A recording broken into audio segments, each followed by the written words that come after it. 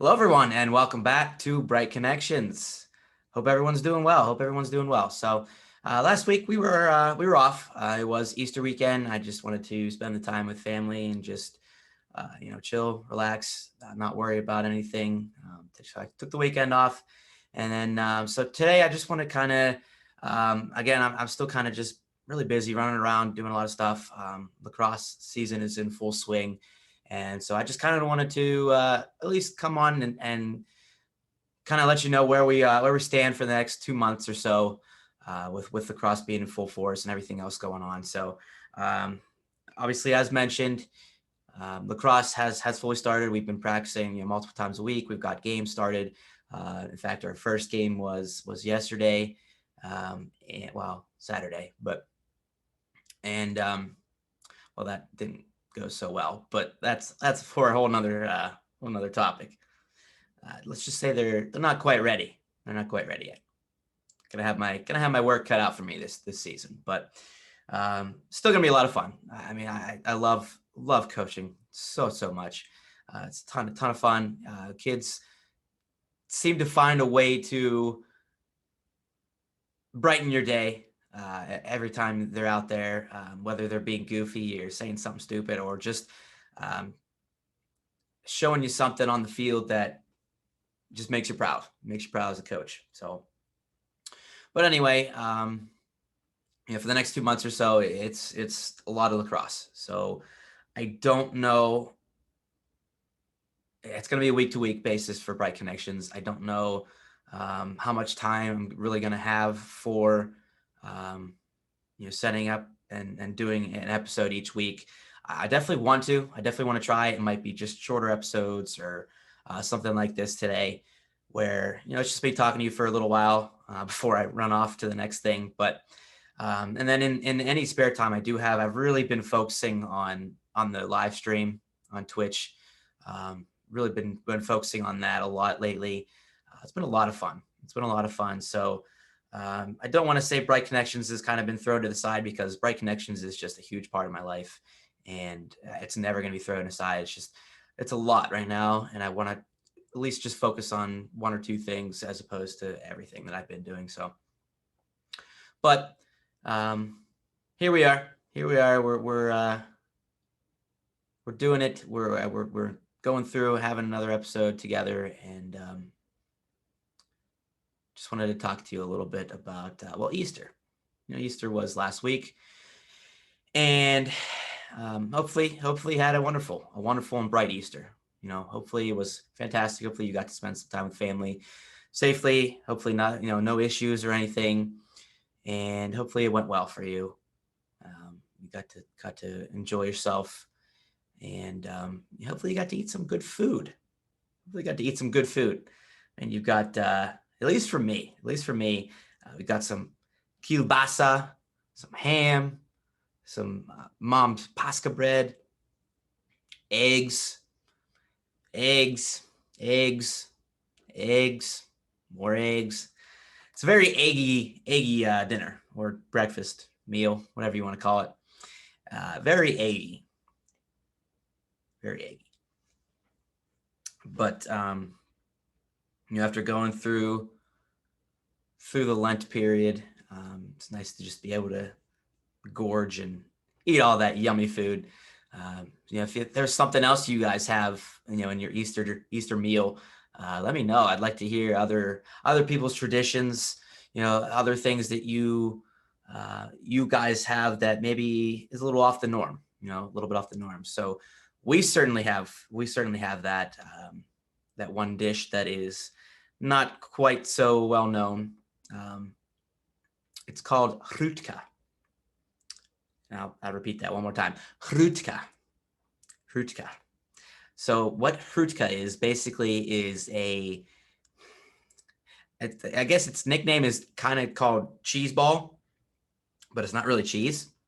It's more egg and milk, or milk substitute for me at least. So basically it's just egg and milk, or milk substitute, like I said, and you basically just like beat the crap out of it and then boil it where the like the curds and whey kind of separate themselves, and it gets lumpy and stuff.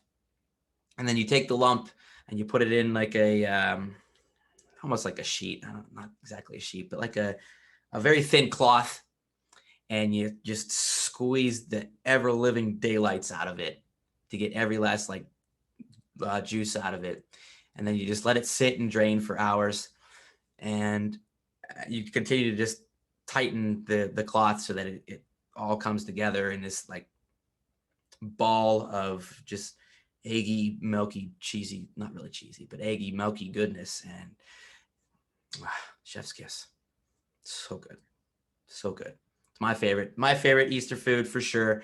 So I make mine.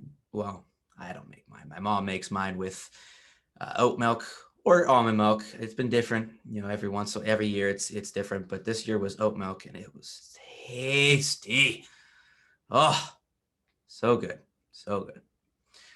So if you have anything like that, I don't know if your tradition or your ethnicity has a weird or different food that you guys have for Easter.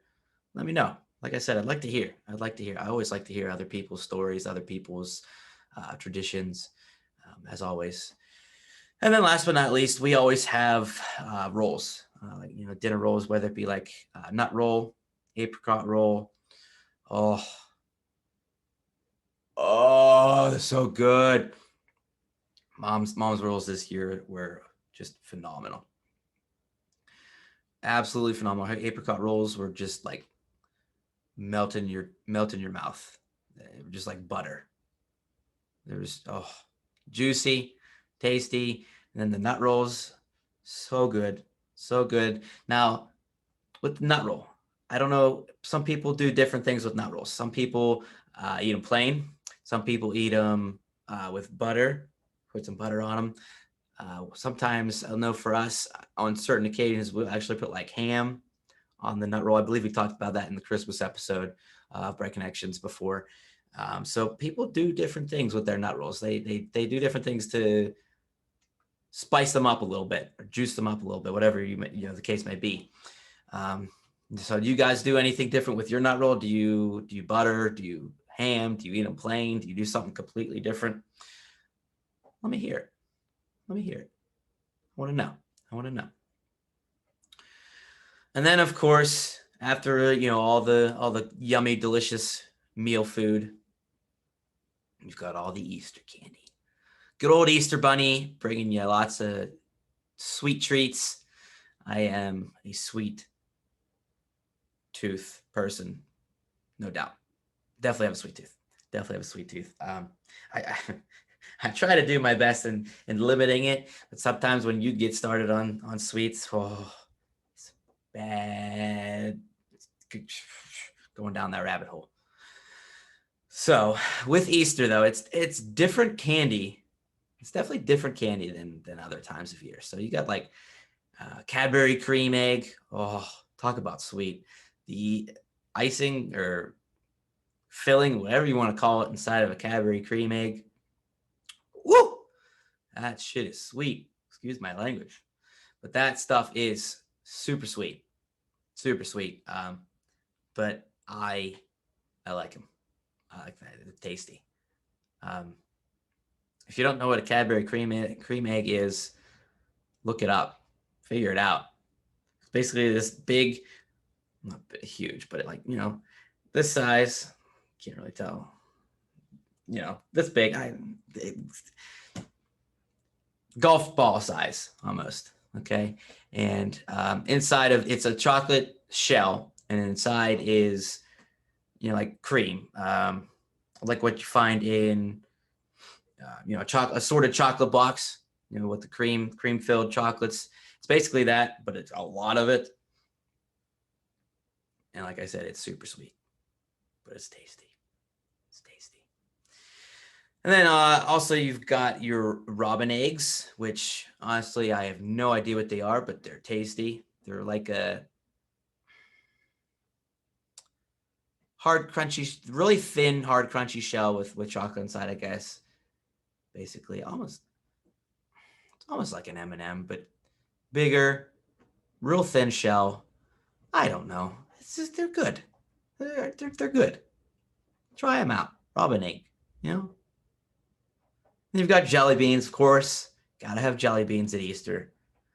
My favorite, personally, are the Starburst jelly beans. Oh, Starburst jelly beans are so good, so good, so good. Gotta have them. Gotta have them. The staple of all Easter candy. Gotta have jelly beans. Now, in the Pittsburgh area, there is a company by the name of Sarah's Chocolate. I don't know how far and how wide they spread, and how far you can get them in the United States or even across the world. Actually, I don't know, but Sarah's Chocolate easily makes the best chocolate. Easily makes the best chocolate. I mean, just plain milk chocolate, or I guess dark chocolate and other sort of stuff too. But if you're looking for quality chocolate, and they usually design them in different forms. They'd be like a little Easter bunny or anything really. You can find any type of molded chocolate, and it's just the best. If you're from the area, if you know with Sarah's Chocolate. If you know with Sarah's Chocolate. It is the way to go. Sarah's Chocolate is cream of the crop, if you will. Cream of the crop. So if you can get it, if you can find it and you're in another state or another country or whatever, if you can get Sarah's Chocolate, if you can find it, get it and try it. It's the best. It's the best. Last but not least, the most controversial Easter candy, without a doubt. Good old Peeps. Good old Peeps. The marshmallow, sugar-coated delight of Easter only. You are either hardcore, no way, get those things away from me, or yes, give me those Peeps all day, every day. Peeps are, seriously, they're the most controversial, talked about Easter candy every year. So I personally, I do like them. I do like them. I actually haven't had them in a while though. I don't know why. I just haven't really picked them up, but I like them. I'm a yay. I'm on the yay side. I know a lot of you probably are nay. It's like I said, it's give or take. You're either hard yay, or hard nay for Peeps. Now, there are different ways to do them though. There's dip Peeps. There's different colored Peeps. Now, I've recently heard, well, not recently, but I have heard before that some people don't like them fresh per se, but they'll wait until they're stale and then they'll eat them. So I guess when you let them go stale, they get hard-ish and like chewier, and people like them that way, and they'll eat them that way, but not fresh. Okay, have at it. Have at it, But Peeps, this little bird marshmallow filled sugar coated treats, are you yay or are you nay? Because you're one or the other. You're not in the middle. You're one or the other. Good old Peeps. Good old Peeps. Team Peeps or team no Peeps? Which are you? Which are you? So that's Easter in a nutshell. I mean, it's fun, and obviously that's the non-religious side of Easter. With the Easter bunny and the candy and the food and everything. But it is what it is. Hopefully you had a great Easter. And let me hear some of your traditions, some of your food. Are you team Peeps, team no Peeps? Have you had Sarah's Chocolate before? What's your favorite candy? And what's your favorite food? Whatever the case may be, let me hear it. Let me hear it. So next, I definitely wanted to make sure I put this episode out because we actually had a handful of really nice Bright stories the last week or two. And I really wanted to share them. Real cool ones, real nice ones. And I wanted to make sure that I shared them. And hopefully they can inspire you and uplift you, make you have a good start to your week or day, whatever the case may be, whenever you're listening to this. and hopefully it brightens you up a little bit, or inspires you. So first one was one personally, for myself. I witnessed. It was one that I witnessed. So I was driving somewhere a little over a week. Actually, it might have been actually 2 weeks ago.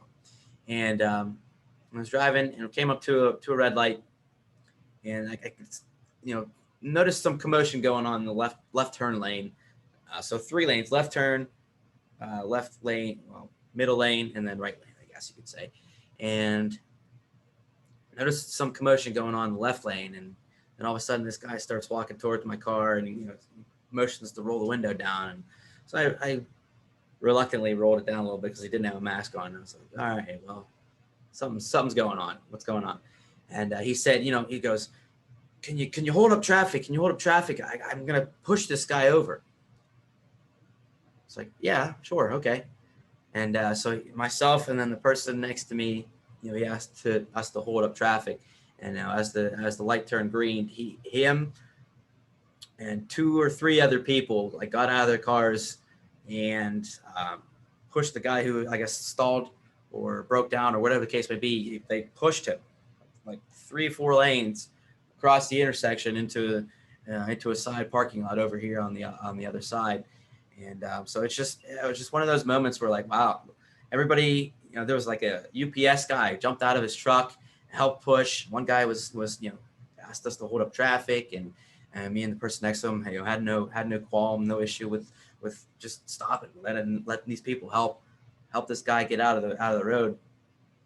And so it's just one of those nice gestures that people came together real quick to help this person who was stuck. What else is he supposed to do? He's not gonna be able to push it himself. Somebody's got to steer it. So you don't want to sit there for 2 hours waiting for a tow service or something else, in a left turn lane. So for people to quickly jump out of their cars and react quickly and just help him out and push him, like I said, across the whole intersection, across a handful of lanes, out of the way. It was nice to see. It was definitely nice to see. It was a cool thing. So that was my story.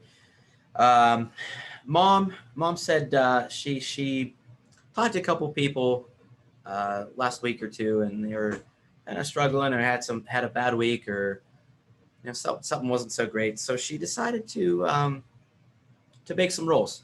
So some of her rolls, like I talked earlier, the nut roll or the apricot roll, and so she made some rolls for some of those people that she talked to. In the past, I mentioned that she reaches out to family members or friends or whatever, try to connect with them and make sure, just checking with people, make sure they're still doing all right. And like I said, a couple people happening to not be having so great of week, and so she just took an extra hour or 2 out of her day, made some rolls, and shipped them off or took them to these people. Just to hopefully try to lift their spirits a little bit, try to just see, I'm thinking about you. Here's a little food to cheer you up, because who doesn't like food, Who doesn't like food? So, she made those, she baked some rolls and then took them to those people, and she told me about it. And I said, Mom, that's a bright story. I appreciate you telling me that. That's really awesome. Again, something little. She's probably in the midst of baking with all the Easter stuff. But still, to take that extra time and ingredients and everything to make a roll or two for other people that weren't doing so well, it speaks a lot. It speaks a lot to her heart and to her kindness and her brightness. And hopefully we can all take a lesson from that kind of action and do the same. Do the same. Next story, a friend of mine who is younger. She's like a teenager, and her and her dad were driving somewhere, and she saw a little girl on the side of the road with a lemonade stand.